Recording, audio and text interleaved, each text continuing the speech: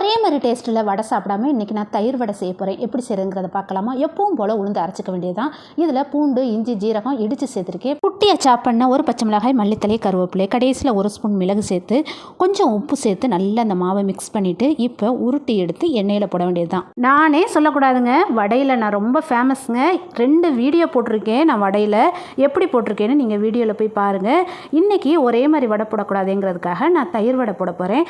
இப்போ வடை எல்லாமே நல்லா செவந்துட்டு வருது பாருங்கள். நல்லா செவந்ததுக்கப்புறம் இதை அப்படியே எடுத்துடலாம்.